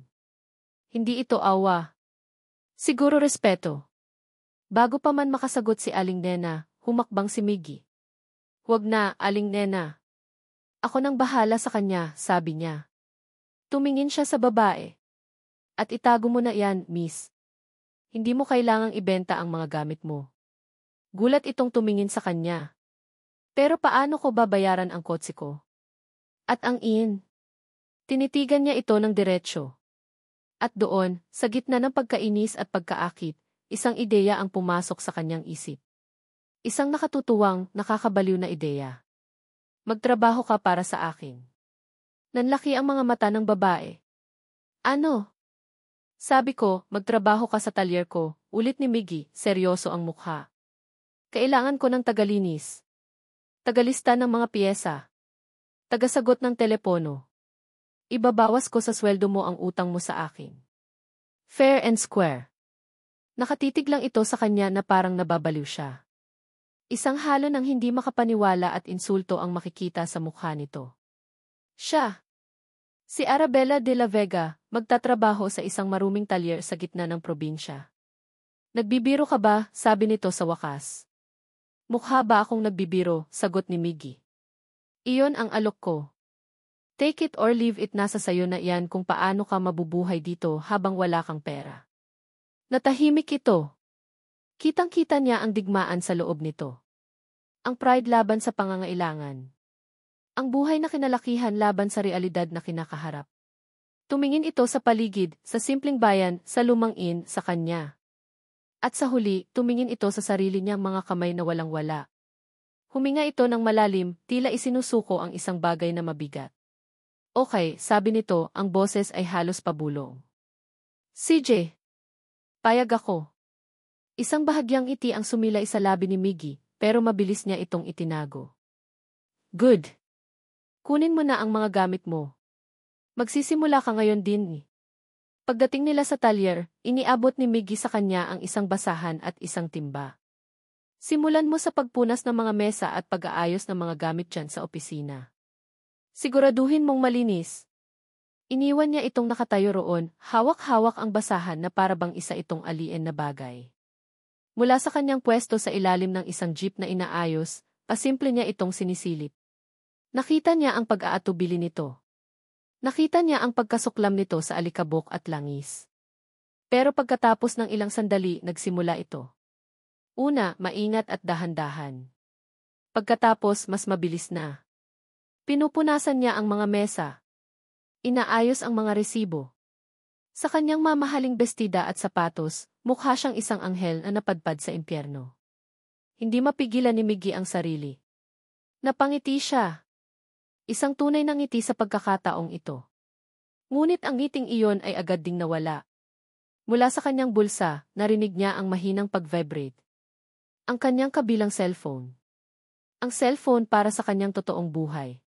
Kinapa niya ito. Sa screen, nakita niya ang isang pangalan, Marco Imperial.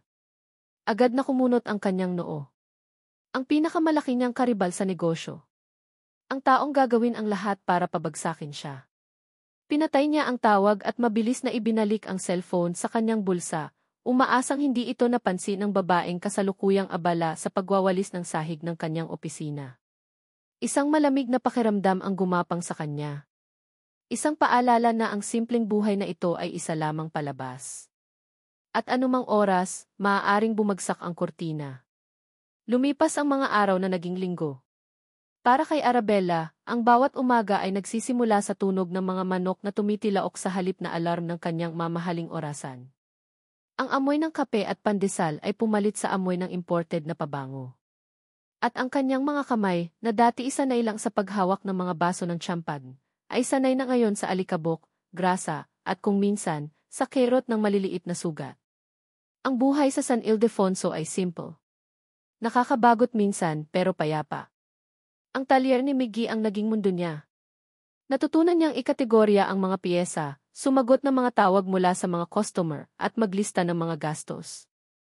At sa bawat araw na lumilipas, unti-unti niyang nakikita ang tao sa likod ng masungit na mekaniko. Nakikita niya kung paano ito nakikipag-usap sa mga matatandang customer, puno ng pasensya at respeto. Nakikita niya kung paano ito nagbibigay ng diskwento sa mga tricycle driver na kapos sa pera. Nakikita niya ang dedikasyon nito sa trabaho, ang paraan ng pagtrato nito sa bawat makina na parabang isang pasyenteng kailangang pagalingin. Si Miggy ay hindi lang isang mekaniko. Siya ay isang haligi ng maliit na komunidad na iyon. At sa kabila ng sarili, nagsimulang humanga si Ara. Isang gabi, ang karaniwang katahimikan ng San Ildefonso ay binasag ng malakas na tugtugin at ingay ng mga tao. Pista pala ng bayan. Hindi ka ba pupunta sa plaza? Tanong sa kanya ni Aling Nena nang magkasabay sila sa labas ng inn. Masaya doon. May mga palaro, sayawan at maraming pagkain. Umiling si Ara. Dito na lang po ako, Aling Nena. Pagod po ako. Ang totoo, hindi siya sanay sa ganitong klaseng kasiyahan. Ang mga party na pinupuntahan niya ay tahimik, formal, at puno ng mga peking ngiti. Ang ideya ng isang maingay na pista sa probinsya ay nakakapanibago sa kanya. Ngunit ng gabing iyon, habang nakaupo siya sa maliit na opisina ng talyer at nag-aayos ng mga resibo, hindi niya maiwasang marinig ang maligayang tunog mula sa di kalayuan. Naramdaman niya ang isang pamilyar na kirot. Ang kalungkutan ng pagiging isang tagalabas. Biglang bumukas ang pinto. Si Miggy. Akala ko umuwi ka na, sabi ni Ara, nagulat. May naiwan lang ako, sagot nito, pero hindi ito dumiretso sa mga gamit. Tumayo lang ito sa harap niya. Tapusin mo na yan. Halika, kumain tayo. Saan? Sa plaza. Dala ko ang pick-up. Tumingin si Ara sa kanyang suot, isang lumang t-shirt at pantalon na may mansa ng grasa. Ganito ang itsura ko. Tinitigan siya ni Miggy mula ulo hanggang paa. Mas maayos pa yan kaysa sa akin. Halika na. Bago pa man siya makatanggi, nahawakan na ni Miggy ang kanyang kamay at hinila siya palabas. Ang init ng palad nito ay nagpadala ng kakaibang kuryente sa kanyang braso. Ang plaza ay isang pagsabog ng kulay, tunog at amoy. May mga banderitas na nakasabit sa lahat ng dako. May mga batang naghahabulan. May mga nagtitinda ng barbecue, mais at kung ano-ano pa. Binati ng halos lahat ng tao si Miggy, tinatawag siyang Key Boss Migs T.O. Pering Miggy. At sa bawat pagbati, ipinakikilala siya nito. Si Ara. Bago kong katulong sa talyer. Sa bawat pagpapakilala may kaunting kirot. Katulong. Pero kasabay noon ay isang pakiramdam ng pagiging kabilang. Sa kauna-unahang pagkakataon, ipinakikilala siya bilang isang tao na may ginagawa, hindi bilang anak o apo ng kung sino. Pinaupo siya ni Miggy sa isang mesa at ito ang kumuha ng pagkain. 2 stick ng barbecue at isang tasang sagot gulaman. Simple. Pero habang kinakain niya iyon, sa gitna ng ingay at tawanan, naramdaman ni Ara na ito ang pinakamasarap na pagkaing natikman niya sa buong buhay niya. Maya-maya, nagsimulang tumugtog ang isang banda sa entablado. Isang mabagal, romantikong kanta. Biglang may 3 lalaking medyo lasing na ang lumapit sa kanilang mesa. "Hi, Miss Ganda," sabi ng isa, umingisi. "Mag-isa ka lang ba? Sayaw tayo." May kasama siya, mabilis na sabi ni Miggy, ang boses ay kalmado pero matigas. "Relax lang, pare," sabi ng isa pa, tinatapik si Miggy sa balikat. "Hihiramin lang namin sandali." Mukhang nababagot eh. Tumayo si Miggy. Hindi siya malaki kumpara sa 3, pero may otoridad sa kanyang tindig. "Sinabi kong may kasama siya. Umalis na kayo." Nagkatinginan ang 3 lalaki.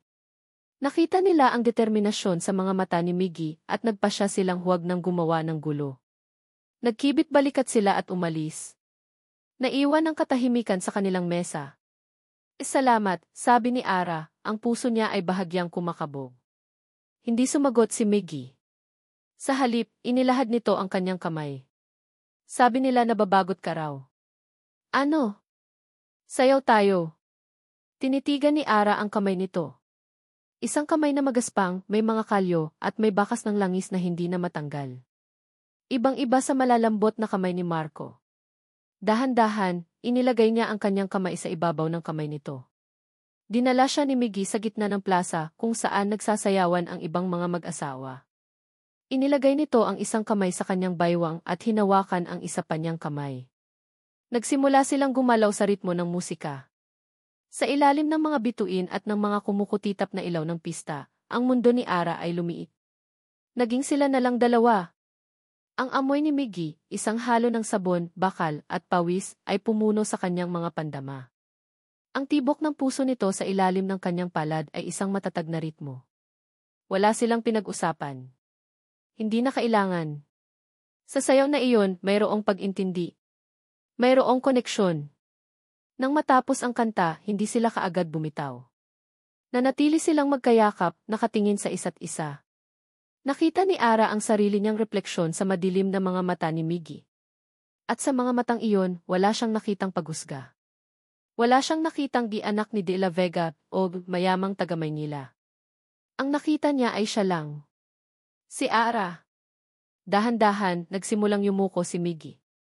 Ang kanyang mga mata ay nakatutok sa kanyang mga labi. Ramdam ni Ara ang mainit na hininga nito sa kanyang mukha. Nagsimulang bumilis ang tibok ng kanyang puso, isang halo ng takot at pananabik. Ito na. Ang sandaling pareho nilang hinihintay. Ngunit sa huling segundo, isang pader ang biglang tumaas sa paligid ng puso ni Ara. Ang mga alaala ni Marco, ng kanyang ama, ng mga peking relasyon, bumalik ang lahat. Ang takot. Mabilis siyang umiwas ng mukha. Ang labi ni Miggy ay dumampi sa kanyang pisngi. Isang dampi na kasing gaan ng hangin, pero kasing bigat ng 1,000 hindi nasabing salita. Nanigas si Miggy. Dahan-dahan itong lumayo, ang pagkalito at sakit ay malinaw na nakaguhit sa kanyang mukha. "Pasensya na," bulong ni Ara. Hindi ko kaya." Hindi na niya hinintay ang sagot nito. Mabilis siyang tumalikod at halos takbuhin ang daan pabalik sa inn. Ang mga luha ay nagsisimulang mamuo sa kanyang mga mata. Pumasok siya sa kanyang kwarto at isinara ang pinto, sumasandal dito habang habol ang kanyang hininga. Bakit niya ginawa iyon? Bakit siya tumakbo? Ang sagot ay simple at nakakatakot. Dahil sa isang sandali, sa gitna ng sayaw, naramdaman niya ito. Isang bagay na totoo. Isang bagay na matagal na niyang hinahanap. At iyon mismo ang kinatatakutan niya ng higit sa lahat. Ang tunog ng martilyo na pumupukpok sa bakal ay umalinggaw sa loob ng talyer ni Miguel, ngunit hindi nito kayang tabunan ang ingay sa loob ng kanyang isipan. Kinabukasan iyon matapos ang pista. Ang bawat pagpukpok niya ay may kasamang puwersa, isang pagtatangkang itaboy ang alaala ng gabing iyon, ang lambot ng kanyang baywang sa ilalim ng kanyang palad, ang liwanag ng mga bituin sa kanyang mga mata, at ang biglaang pag-iwas nito. Hindi siya galit. Sa totoo lang, nasaktan siya. At naguluhan. Sa isang sandali, naramdaman niyang naroon na. Ang koneksyon. Ang pagtitiwala. Pagkatapos, bigla itong nawala, na para bang isang pader na hindi niya nakikita ang biglang itinayo sa pagitan nila. Nang dumating si Ara sa talyer ng umagang iyon, ang hangin ay naging mabigat. Hindi ito makatingin ng diretsyo sa kanya. Kinuha lang nito ang listahan ng mga gagawin at tahimik na nagtungo sa maliit na opisina. Ang bawat kilos nito ay maingat, na para bang natatakot itong makagawa ng kahit anong ingay na maaaring bumasag sa katahimikan. Hindi kaya ni Miggy ang ganito. Ang katahimikang ito ay mas masakit pa kaysa sa isang sigawan. Bandang hapon, nang medyo humupa na ang trabaho at ang araw ay nagsisimula ng bumaba, pinunasan niya ang kanyang mga kamay ng basahan at nilapitan ito. Ara, tawag niya. Nag-angat ito ng tingin mula sa kanyang kinukwentang mga resibo. Bakit? Halika, sabi ni Miggy. Samahan mo ako. Saan na naman, may pag-aalangan sa boses nito.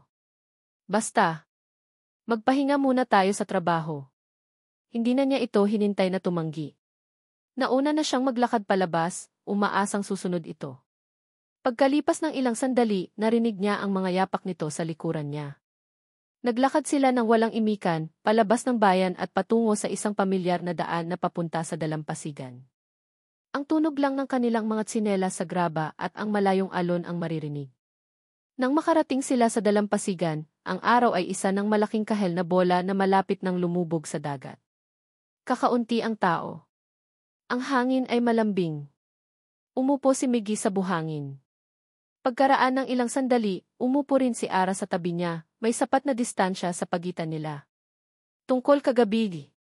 Panimula ni Miggy, nakatingin sa dagat. Pasensya na kung nabigla kita. Narinig niya ang mahinang pagbuntong hininga nito.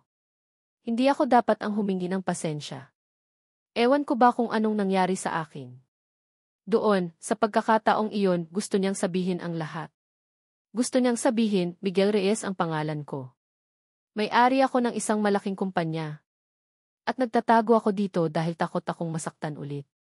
Pero hindi niya kaya. Ang takot na baka sa sandaling malaman nito ang totoo. Ito na ang huling beses na upo sila ng ganito, simple, payapa at totoo, ay pumipigil sa kanya. Kaya't nagsinungaling siya. Isang kalahating kasinungalingan. Alam mo, simula niya, ang boses ay mababa. Noong bata ako, ito ang pangarap ko. Ang magkaroon ng sarili kong talyer. Pero habang tumatagal nangangarap din ako. Minsan, iniisip ko, paano kaya kung lumaki ito? Paano kaya kung magkaroon ako ng sarili kong kumpanya balang araw? Isang malaking kumpanya na gagawa ng mga sasakyan, hindi lang mag-aayos. Nagsasalita siya tungkol sa kanyang pangarap, pero ikinukwento niya ito na para bang isa pa lang itong malayong ambisyon. Isang kasinungalingan na nakabalot sa isang piraso ng katotohanan. Naramdaman niya ang pait sa kanyang dila. Tumingin sa kanya si Ara, at sa pagkakataong ito, mayroong tunay na interes sa mga mata nito. Kaya mo yan, sabi nito, ang boses ay sinsero. Kung gaano ka kahusay sa ginagawa mo, sigurado akong makukuha mo lahat ng pangarap mo. Ang mga salita nito ay tumama sa kanya na parang isang sampal at isang yakap ng sabay. Natutuwa siyang naniniwala ito sa kanya, sa bersyon niya na isang simpleng mekaniko. At nasasaktan siya dahil ang pundasyon ng paniniwalang iyon ay isang kasinungalingan. Ikaw, tanong niya para maiba ang usapan. Ano naman ang kwento mo? Bakit ka napadpad dito? Muling bumalik ang kalungkutan sa mga mata nito. Tumingin ito sa papadilim na kalangitan. Tumatakas ako. Saan? Sa isang buhay na hindi ko pinili, sagot nito. Alam mo yung pakiramdam na para kang isang manika sa loob ng isang death. Maganda. Mamahalin. Pero hindi ka pwedeng gumalaw ng walang permiso. Hindi ka pwedeng magdesisyon para sa sarili mo. Hawak sila sa lig mo. Ang bigat sa bawat salita nito ay ramdam na ramdam ni Miggy. Nakita niya ang isang kapiraso ng sarili niya sa kwento nito, ang pakiramdam na nakakulong kahit na sa ibang paraan. Lalong lumalim ang gabi. Ang tanging liwanag na lang nila ay ang buwan at ang mga bituin. Ang distansya sa pagitan nila ay unti-unting nawala. Hindi na nila namalayan na magkadikit na pala ang kanilang mga balikat. Ara, bulong ni Miggy. Tumingin ito sa kanya. Ang mga mata nito ay kumikinang sa liwanag ng buwan. Ang hangin ay dahan-dahang hinahawi ang ilang hibla ng kanyang buhok. Sa sandaling iyon, wala nang halaga ang mga kasinungalingan. Wala nang halaga ang nakaraan. Ang tanging mahalaga ay ang babaeng nasa tabi niya, na may parehong kalungkutan at pangarap sa kanyang mga mata. Muli, dahan-dahan siyang yumuko. Nakita niya ang bahagyang pag-aalangan sa mga mata nito, ngunit sa pagkakataong ito, hindi ito umiwas. Pumikit ito. At ang kanilang mga labi ay nagtagpo. Malambot. Mainit. Isang halik na nagsimula sa pag-aalinlangan, ngunit mabilis na naging puno ng pananabik at ng lahat ng mga salitang hindi nila masabi. Inilagay ni Miggy ang kanyang kamay sa pisngi nito, hinahaplos ito ng marahan. Gumanti si Ara, ang mga kamay nito ay marahang kumapit sa kanyang braso. Isang perpektong sandali. Nang maghiwalay sila, pareho silang humahabol ng hininga. Nakasandal ang noo nito sa kanya. Miggy, bulong nito, ang pangalan niya ay parang isang dasal. Sa kauna-unahang pagkakataon sa loob ng mahabang panahon, naramdaman ni Miguel Reyes na siya ay buo. Ngunit ang mga perpektong sandali ay madaling mabasag.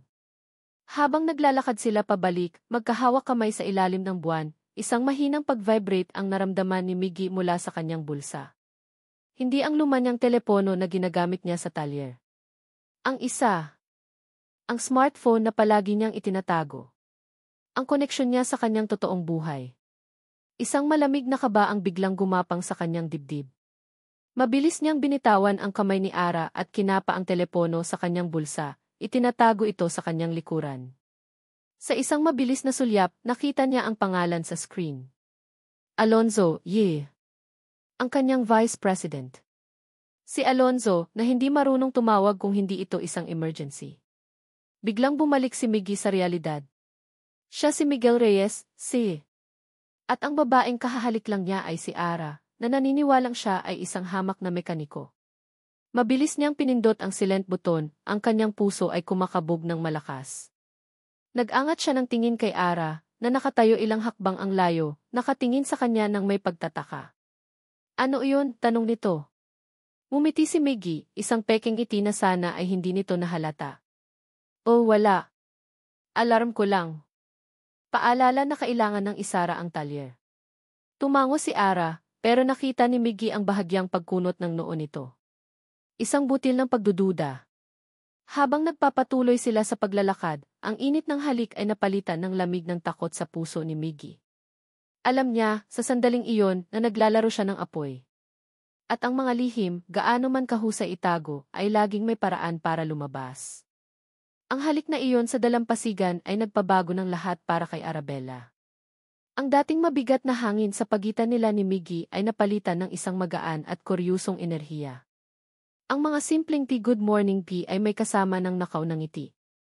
Ang pag-aabutan ng baso ng tubig o isang pirasong basahan ay may kasama ng bahagyang pagdampi ng mga kamay na nagpapadala ng kilig sa buong katawan ni Ara. Hindi na niya gaanong iniisip ang buhay na kanyang tinalikuran. Ang talyer, na dati simbolo ng kanyang paghihirap, ay naging kanlungan na niya ngayon. Ang amoy ng langis at bakal ay naging amoy na ng isang bagong simula. Ang bawat araw ay isang pagkakataon para mas makilala ang lalaking unti-unting bumubuwag sa mga pader na itinayo niya sa paligid ng kanyang puso. Nang hapon na iyon, abala si Ara sa paglilinis ng mga spark plug sa isang maliit na mesa ng isang tunog ang pumukao sa kanyang atensyon.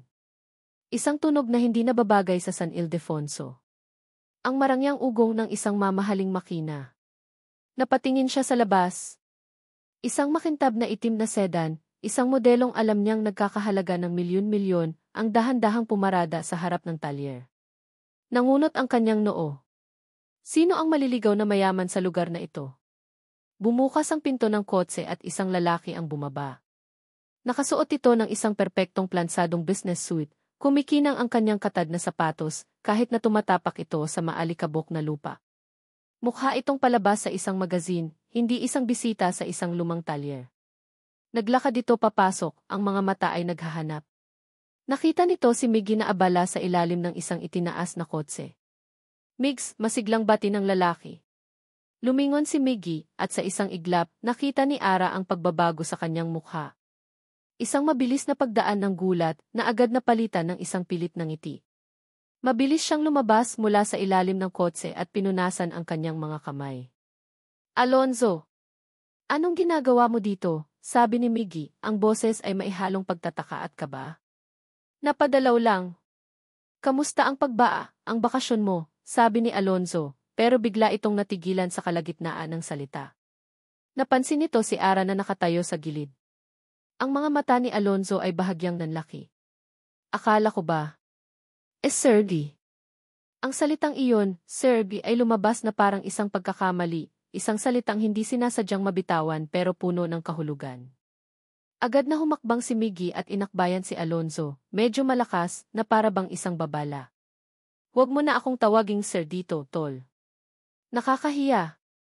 Nagmumukha akong matanda."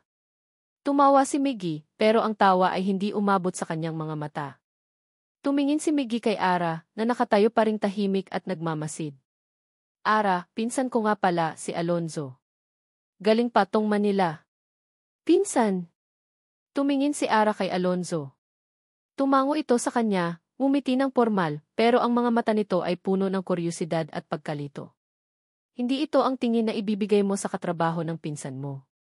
Ito ang tingin na ibinibigay mo sa isang palaisipan na sinusubukan mong lutasin. "Nice to meet you," sabi ni Ara, pilit na umiti pabalik. "Sabi ko sa'yo, tol, huwag ka nang dumaan." "Abala lang," sabi ni Miggy kay Alonzo, hinihila ito palayo ng bahagya, papunta sa isang sulok ng talyer, na para bang mayroon silang kailangang pag-usapan ng pribado. Sinundan sila ng tingin ni Ara. Mayroong mali. Hindi magka-level ang dalawa. Kung pinsan niya si Alonzo, bakit parang amo kong ituring nito si Miggy? Ang pananamit, ang kotse, ang paraan ng pagsasalita si Alonzo ay mukhang isang mataas na ehekutibo. At ang pagtawag nitong sir, hindi iyon biro. Iyon ay gawi. Pinilit ni Ara na ipagpatuloy ang kanyang ginagawa, pero ang kanyang mga tainga ay nakatutok sa kanila. Hindi niya marinig ng malinaw ang kanilang pinag-uusapan. Mga pira-pirasong salita lang ang umaabot sa kanya. Board meeting tea. Hostile takeover tea. Imperial tea.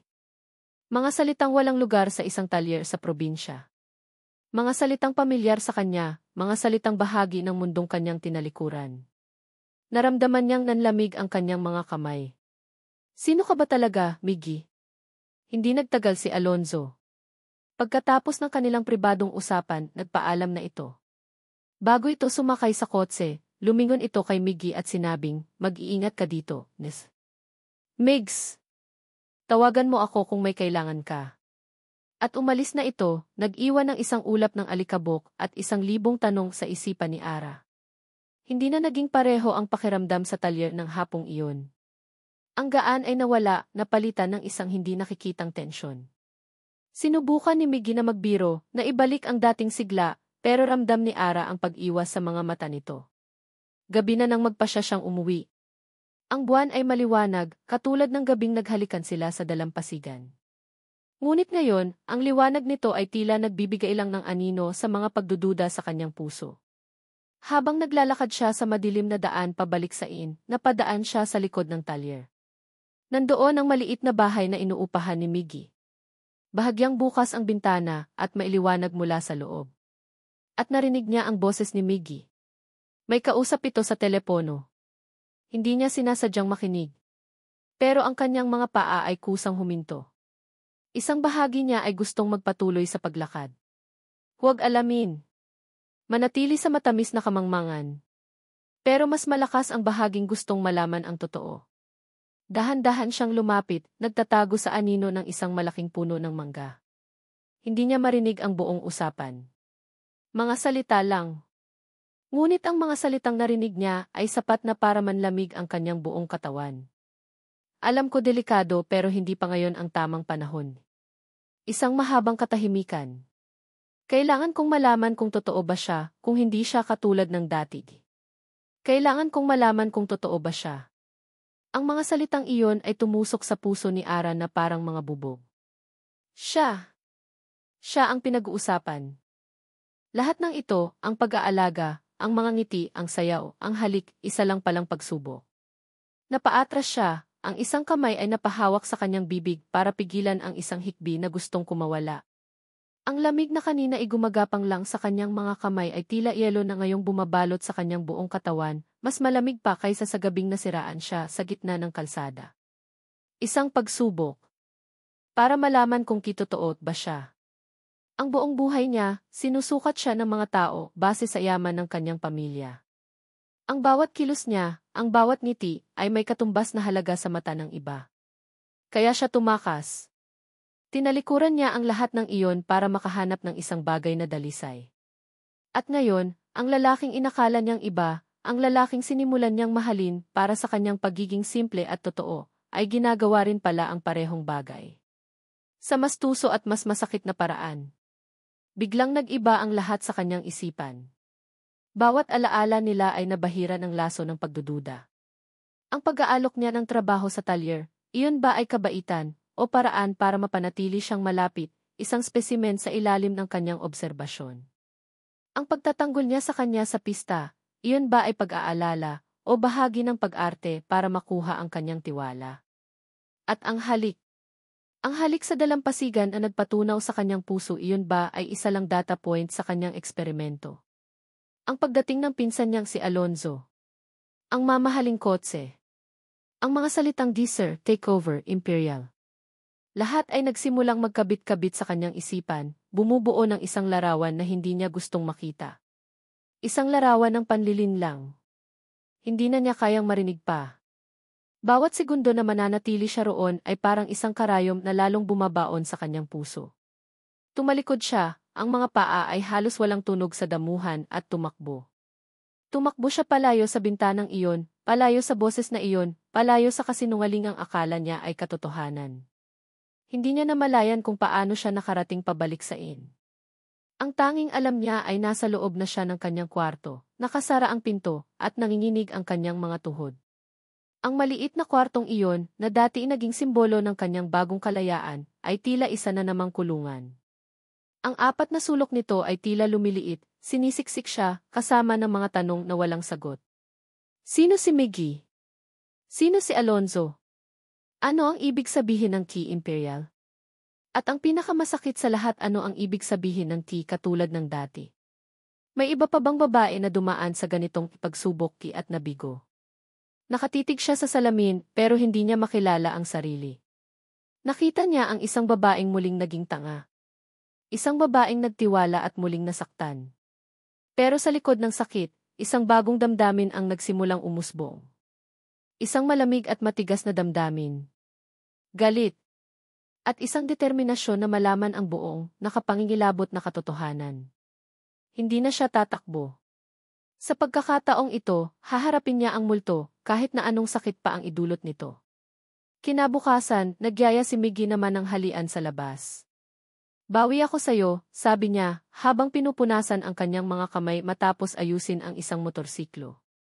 Lagi na lang tayo sa talyer kumakain. Dalhin kita sa paborito kong karinderya. Pumayag si Arabella, ngunit mayroong isang maliit na piraso ng yelo sa kanyang puso.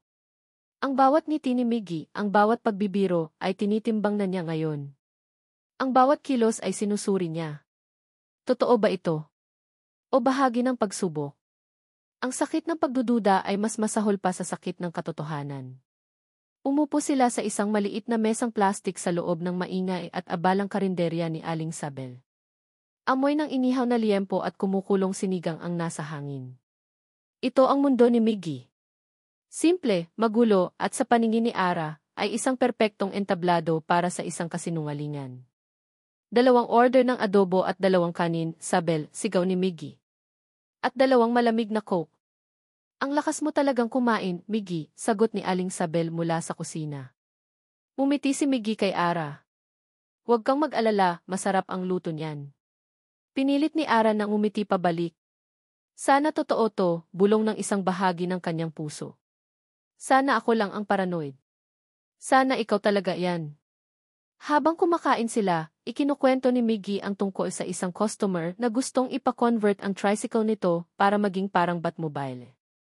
Tumatawa siya habang nagkukwento at sa isang sandali nadala si Ara. Nakalimutan niya ang kanyang mga hinala. Ang tawa ni Miggy ay nakakahawa at ang simpleng kaligayahan sa sandaling iyon ay parang isang gamot. Marahil nagkakamali lang siya. Marahil mali ang kanyang narinig. Nasa kalagitnaan sila ng tawanan ng isang bagay sa kabilang kalsada ang pumukaw sa kanyang atensyon. Isang itim, makintab at napakagandang kotse. Isang kotse na alam niya ang tunog, ang itsura, ang presyo. At mula sa kotseng iyon, bumaba ang 2 tao. Ang mundo ni Ara ay biglang huminto. Ang ingay ng karinderya ay nawala. Ang kutsara ay nanigas sa kanyang kamay. Ang kanyang ama. Nakatayo ng matikas sa kanyang mamahaling suite, ang kanyang mukha ay kasing tigas ng bato. At sa tabi nito si Marco Imperial. Nakangisi. Ang ngising iyon na nagbigay sa kanya ng mga bangungot. Ang ngising iyon na nagsasabing wala kang takas sa akin. Nanlamig ang dugo ni Ara. Para siyang binuhusan ng isang drum ng nagielong tubig. Nandito sila. Natagpuan na siya. Ara. Okay ka lang, tanong ni Miggy, napansin ang biglaang pagbabago sa kanya. Namutla ka. Hindi siya sumagot. Ang kanyang unang instinct ay magtago. Mabilis niyang ibinaba ang kanyang ulo, hinahayaan ang kanyang buhok na takpan ang kanyang mukha. Miggy, bulong niya, ang boses ay nanginginig. Kailangan nating umalis. Halika, umalis na tayo. Ngayon na. Ha? Bakit? Hindi mo pa ubos ang pagkain mo. Basta, sabi niya, halos pasigaw na. Hinawakan niya ang kamay ni Miggy, isang desperadong pagkapit. Parang awa mo na, umalis na tayo. Naguguluhan man, nakita ni Miggy ang tunay na takot sa kanyang mga mata. Mabilis itong tumayo, nag-iwan ng bayad sa mesa, at hinila siya palabas ng karinderya. Habang nagmamadali silang lumabas, ang kanilang mga mata ay nakatuon sa pag-iwas sa tingin ni Marco. Dumaan sila sa isang lumang telebisyon na nakasabit sa isang sulok, na laging nakabukas para sa mga customer. Isang pamilyar na jingle ang biglang umere, pumuputol sa isang lumang pelikula. Balitang ehekutibo, hatid sa inyo ng. At para sa ating business news, sabi ng boses ng reporter, ang prestihiyosong Businessman of the Year Award ay iginawad na ngayong taon. Ang kinilalang henyo sa likod ng mabilis na pag-angat ng isa sa pinakamalaking kumpanya ng sasakyan sa bansa. Hindi pinapansin ni Ara ang Zihi, ang tanging nasa isip niya ay ang makalayo. Ngunit hinila siya ni Miggy pahinto. Teka, Ara, ano bang nangyayari? At sa paghinto nilang iyon, sa gitna ng pagmamadali, ang mga mata ni Ara ay napadako sa screen. Isang larawan ang lumitaw. Isang lalaki sa isang napakagandang business suit, nakatayo sa harap ng isang gusali na may malaking logo. Ang kanyang ngiti ay puno ng kumpiyansa at kapangyarihan. Isang mukhang pamilyar sa kanya. Isang mukhang nakikita niya araw-araw. Isang mukhang kahahalik lang sa kanya sa ilalim ng buwan. Ang lalaki sa telebisyon ay si Miggy. Walang iba kundi ang mailap na CEO at presidente ng Reyes Automotive Group, ang batang henyo, si Miguel Reyes. Ang mga salita ay tila bumagal. Ang bawat pantig ay parang isang suntok sa kanyang sikmura. Reyes Automotive Group. Napatingin si Ara mula sa makisig na CEO sa screen, pabalik sa lalaking nasa tabi niya. Ang lalaking nakasuot ng simpleng t-shirt na may mansa ng grasa. Ang lalaking may kalyo sa mga kamay. Ang lalaking nagpanggap. Ang dalawang imahe, ang bilyonaryo at ang mekaniko, ay nagsalpukan sa kanyang isipan, at ang pagsabog ay nagwasak sa lahat ng kanyang pinaniniwalaan. Si Alonzo na hindi niya pinsan. Ang pagtawag nitong Sir. Ang mga salitang i-take over at Imperial. Ang pag-uusap sa telepono. Kailangan kong malaman kung totoo ba siya. Lahat ay malinaw na ngayon. Isang malinaw at nakapangingilabot na kasinungalingan. Ang lalaking inakala niyang kanlungan ay siya ring kulungan. Ang lalaking akala niya inagligtas sa kanya mula sa mundo ng panlilinlang ay ang hari pala nito. Ang simpleng mekaniko ay isang bilyonaryo na naglalaro lang.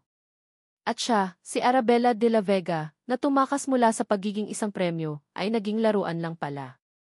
Ang sakit ay napakatalim, napakabilis, na halos hindi niya ito naramdaman. Ang pumalit ay isang malamig, umaapaw na galit. Dahan-dahan siyang umatras, isang hakbang pagkatapos ay isa pa. Ang kanyang mga mata ay hindi bumibitaw sa mukha ni Miggy, na ngayon ay puno ng panik at pagsisisi. Ara, magpapaliwanag ako, sabi ni Miggy, ang boses ay desperado, iniunat ang kamay patungo sa kanya.